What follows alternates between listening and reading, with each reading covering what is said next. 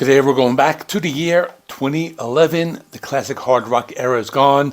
Grunge has been around for 2 decades. Nu metal has already come and gone. Alternative rock dominates the mainstream, and most of the bands that ruled the 1980s are either touring on nostalgia or trying to find a way to reinvent themselves. But David Coverdale isn't interested in nostalgia. Whitesnake had already made a remarkable comeback 3 years earlier with Good to Be Bad, and now Coverdale and guitarist Doug Aldrich are back with another album. This time, they weren't trying to recreate 1987. They were trying to prove that Whitesnake could still make a modern hard rock record that sounded unmistakably like Whitesnake. The result was Forevermore, an album filled with blues, swagger, huge guitar riffs, melodic hooks, power ballads, and of course, David Coverdale's unmistakable voice. But behind the album was another story. Because Forevermore would become the final Whitesnake studio album featuring Doug Aldrich. So how did this album come together? How successful was it? And why did one of Coverdale's longest serving guitar players eventually walk away? Let's talk about it going back to the year 2011.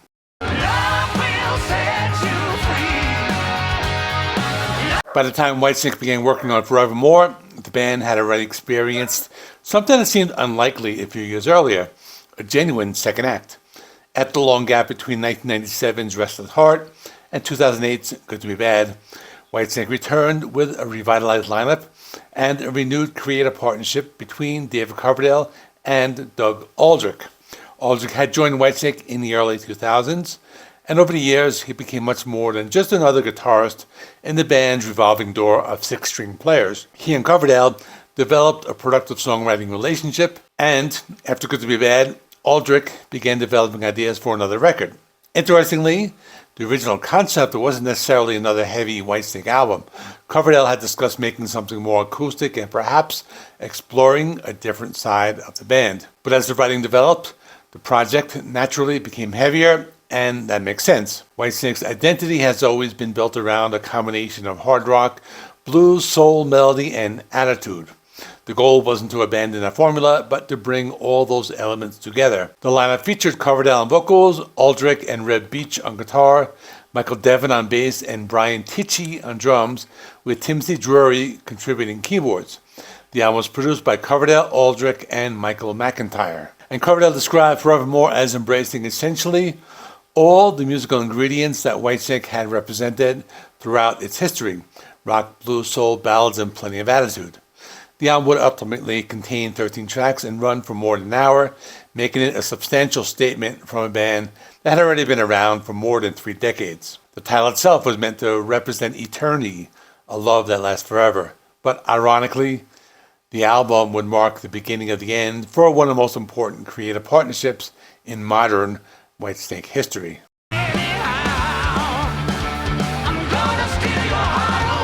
Forevermore was released in Europe on March 25, 2011, followed by the North American release on March 29th.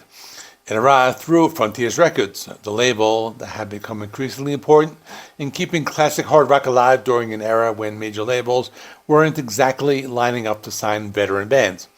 And Whitesnake didn't simply release the album and disappear. They immediately began promoting it. One of the major promotional tracks was Love Will Set You Free, a song that immediately sounded like classic Whitesnake without being a simple rewrite of an old hit. It had the bluesy swagger, the big chorus, and the familiar Coverdale vocal delivery.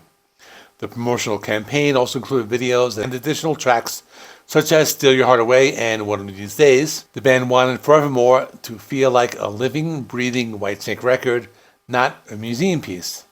And that philosophy carried directly into the live show. Coverdale and Aldrich had deliberately written songs that could work on stage. Aldrich even talked about the importance of creating songs with hooks that could communicate immediately rather than simply using guitar solos as opportunities for technical fireworks. That was important because Whitesnake was about to spend much of 2011 doing what the band had always done best, taking music to the stage.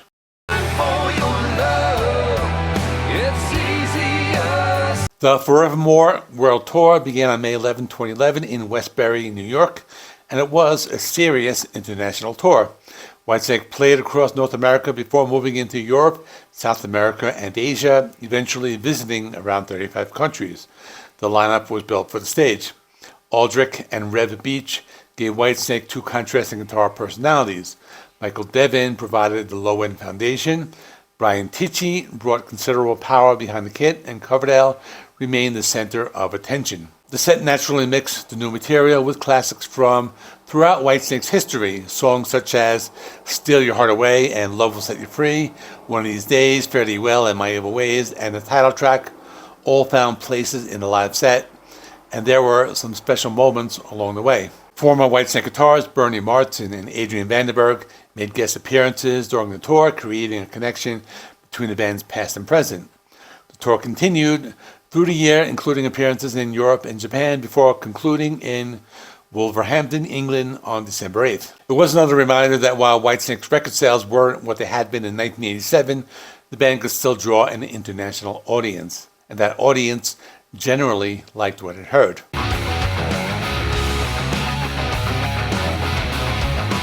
Critically, Forevermore received a generally positive response. The most important compliment was probably the simplest one. It sounded like Whitesnake. That might sound obvious, but for a band with such a complicated history, it wasn't necessarily guaranteed. Forevermore didn't attempt to become modern metal. It didn't chase alternative rock trends. It didn't try to imitate younger bands. Instead, it embraced the band's established vocabulary. The riffs were heavy, but still blues-based. The production was polished, but the performances retained plenty of energy. And Coverdale continued to sound like Coverdale. AllMusic's Tom Jurek gave the album 3.5 stars out of 5, praising Love Will Set You Free, and pointing to tracks such as All Out of Luck and Tell Me How as examples of the band's continued ability to deliver its signature sound. There was also a sense that Forevermore represented a natural continuation of Good to Be Bad. It wasn't trying to rewrite Whitesnake's history. It was simply adding another chapter.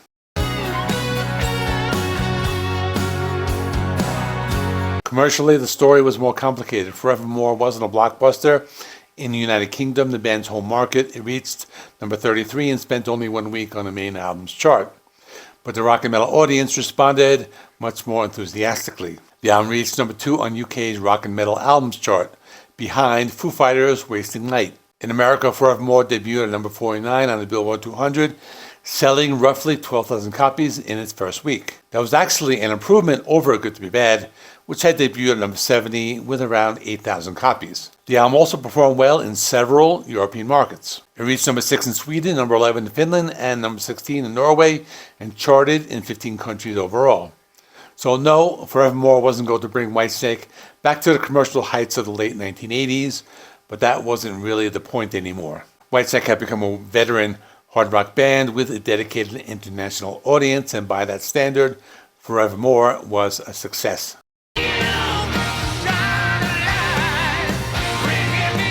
So what makes Forevermore worth revisiting? Let's start with Steal Your Heart Away.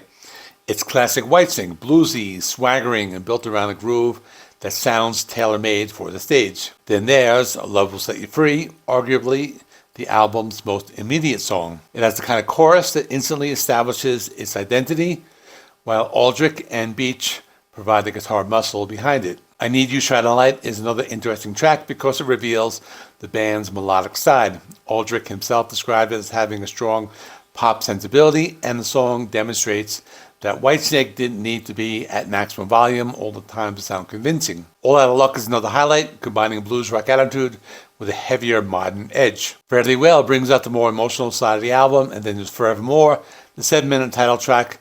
It's a fitting closer because it allows the album to move beyond straightforward hard rock and become something more atmospheric and reflective. Taken together, these songs demonstrate what the album does best. It doesn't rely on one sound. It moves between blues rock, hard rock, ballads, melodic material, and heavy guitar-driven songs while remaining recognizably Whitesnake.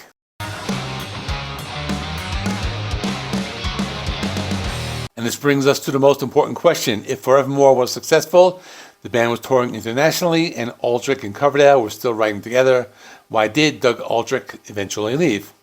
The answer came in 2014.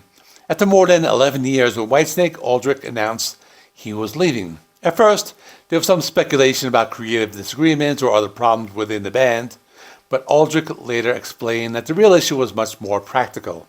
He wanted flexibility. By 2014, he had several other commitments, including the Las Vegas production, raiding the Rock Vault, and work that would eventually develop into Revolution Saints. More importantly, Aldrich wanted to spend more time with his young son. Whitesnake's schedule had been intense. He spent years touring and working around David Coverdale's schedule, and he realized that he had missed much of his son's first few years. When Coverdale wanted to get Whitesnake moving again, Aldrich found himself unable to commit to the kind of full-time schedule that Coverdale expected. And rather than allow the situation to become increasingly tense, Aldrich decided to step away. He later made it clear that there was no great falling out between the two. In fact, he spoke very warmly about Coverdale and described their creative work together as extremely positive. He had spent more than 11 years in the band, contributed to 2 studio albums, several live releases, and roughly 30 Coverdale-Aldrich songs. But sometimes a band doesn't end because the music stops working. Sometimes life simply changes. Aldrich needed to be there for his family. And so, the Whitesnake era that began with Good to Be Bad and reached its creative peak with Forevermore came to an end. His replacement would be Joel Hoekstra, who brought a different guitar voice to the band. But Forevermore remains the final studio snapshot of Coverdale and Aldrich's partnership, and a retrospect that gives the album an additional layer. It isn't just another Whitesnake album. It's the closing chapter of an important era.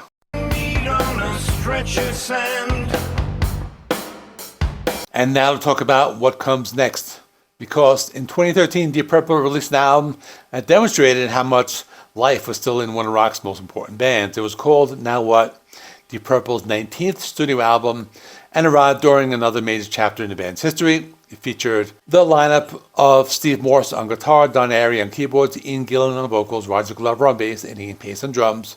And unlike many veteran rock bands, Deep Purple weren't simply trying to recreate their past. And the story of Now What is, which will be the next episode. After that, there are a few more Whitesnake albums. There's the Purple album and a few more Deep Purple albums like Infinite, Whoosh, and the more recent ones that came out in the 2020s. So that's all coming up. Check out the playlist. It's coming to an end, but it has like over 50 videos, the entire Deep Purple story. It should be on the screen, and see you in the next one.